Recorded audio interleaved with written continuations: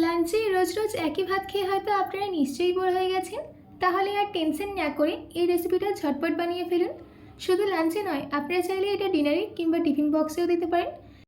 এই রাইসটা আপনারা আমিষ কিংবা নিরামিষ যে কোনো তরকারির সাথে সার্ভ করতে পারেন। দারুণ টেস্টি হয় খেতে। এইটা শুধু খেতেই টেস্টি নয়, বানানো কিন্তু খুবই ইজি। তো চলুন বেশি দেরি না করে শুরু করছি আমার আজকের এই ইজি অ্যান্ড টেস্টি রেসিপি। নমস্কার, আমি পিনু, কুক উইথ পিনুতে আপনাদের সবাইকে স্বাগত। এই রেসিপিটা বানানোর জন্য সবার প্রথমে আমি এখানে একটা বোলের মধ্যে নিয়েছি 300 গ্রাম বাসমতি চাল। এবার আমি বাসমতি চালটাকে জল পাল্টে পাল্টে 3 থেকে 4 বার ভালো করে ধুয়ে নেব।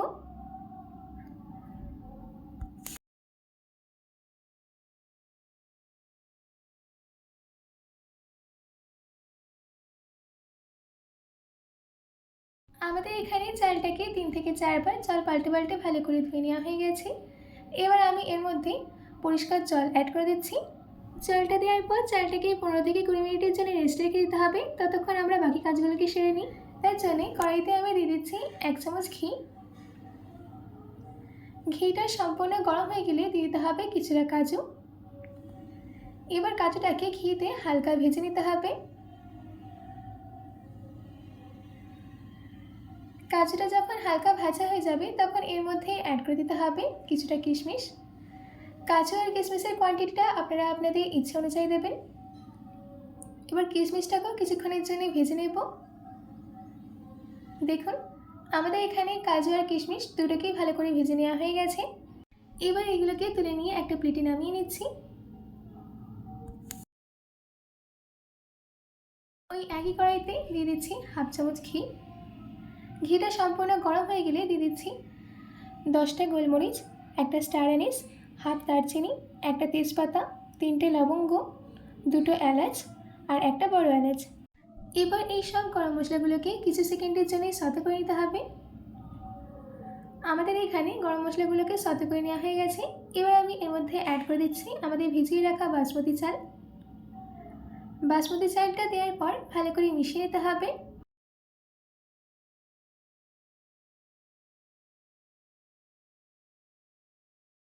চালটাকে ঘিয়ের সাথে ভালো করে মিশিয়ে নেওয়া হয়ে গেছে।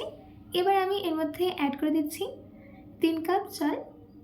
আমার শেয়ার করা আজকের এই রেসিপিটা আপনারা যদি কাউকে একবার দেন সে এটাকে বারবার খেতে চাইবে। 3 কাপ জল অ্যাড করার পর এর মধ্যে আমি অ্যাড করে দিচ্ছি স্বাদ মতো নুন।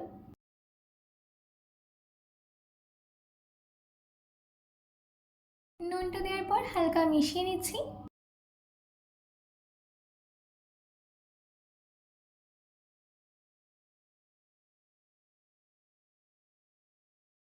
এবার ঢাকা দিয়ে 8 মিনিটের জন্য এটাকে রান্না করে নিতে হবে। 8 মিনিট বাদ ফিরে আসছি। আমাদের এখানে 8 মিনিট হয়ে গেছে। এবার ঢাকাটাকে খুলে এর মধ্যে অ্যাড করে দিচ্ছি আমাদের ভেজে রাখা ড্রাই ফ্রুটসটা দেওয়ার পর ভালো করে মিশিয়ে নিতে হবে। আর গ্যাসের ফ্লেমটাকে মিডিয়ামে রেখে 2 মিনিট রান্না করে নেব। কারণ রাইসের মধ্যে এখনও হালকা জল আছে, তাই জলটা যাতে সম্পূর্ণ শুকিয়ে যায় তার জন্য 2 মিনিটই যথেষ্ট।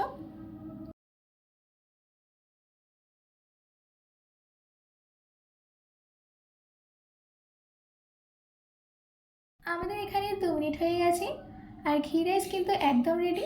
এবার গ্যাসের ফ্লেমটাকে অফ করে দিয়ে গরম গরম সার্ভ করে নেব।